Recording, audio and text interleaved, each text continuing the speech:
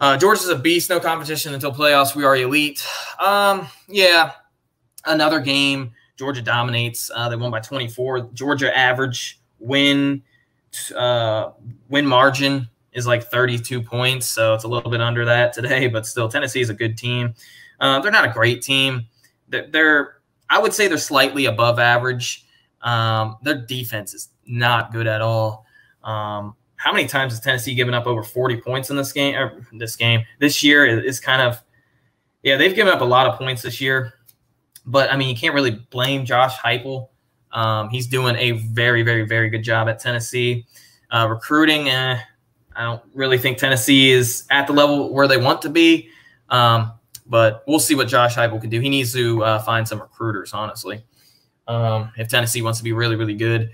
But they'll be good next year, though. But they do need to recruit a little bit better.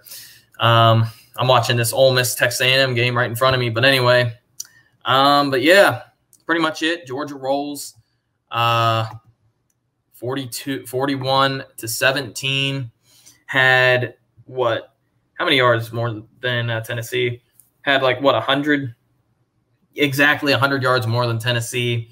But yeah, last two games of the year against bad teams, Charleston Southern and Georgia Tech. Those games should be at least what? Georgia should win this next game by 40 or 50 points. They should beat Georgia Tech by 30 at least.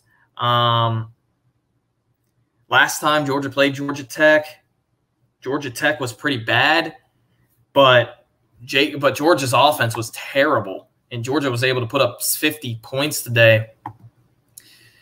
Yeah, again, I don't really want to talk about the JT Daniels situation. There's really nothing else I can say. I mean, I think he's a better QB. He's more talented. He doesn't have the mobility like Stetson does, but he has the brain. And a lot of times you see the coverages in just Stetson Bennett not really recognizing the coverages pre-snap.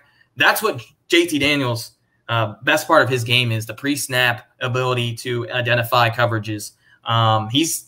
If we're being real here, he's probably the best in the country at pre-snap ability, at least at quarterback.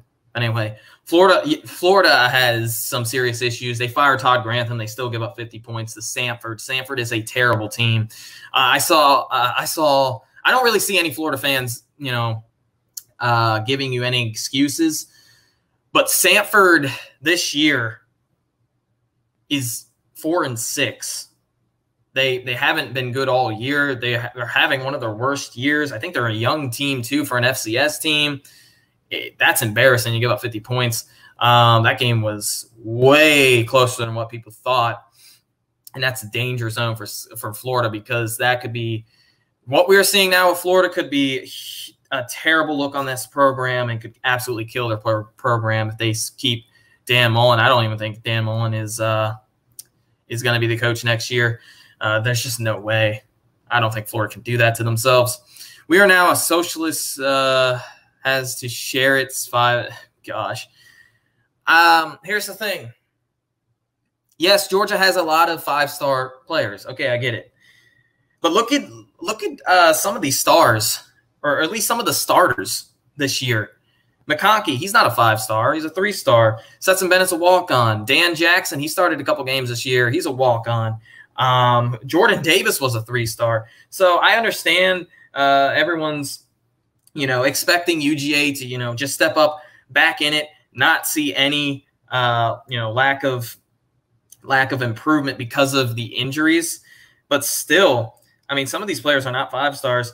Kirby Smart this year has proven he's been developing a lot of these players. I'm just being real with you. I know that was Kirby Smart's quote-unquote biggest downfall, was his development.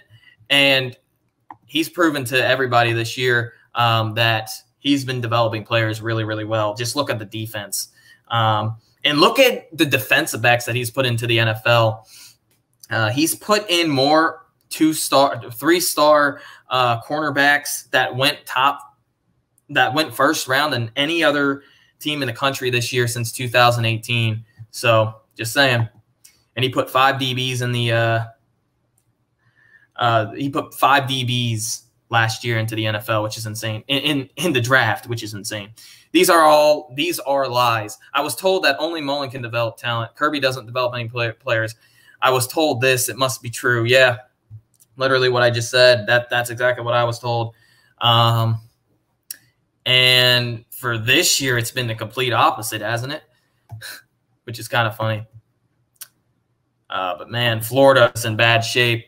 Florida's probably going to finish the year 5-7 or 6-6. Florida State's playing a lot better. Missouri is Missouri. But from what I've seen from Florida this year, they look like they've quit and given up, not just on themselves, but on each other and that program. That's embarrassing for Florida. Another embarrassing week. Who cares if you win? Congratulations, you won.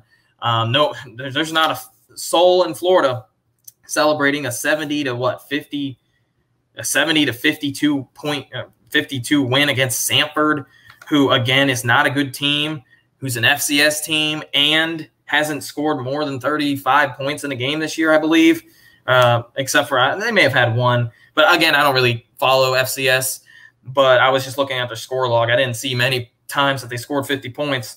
I can tell you that for sure. But still, Florida, embarrassing.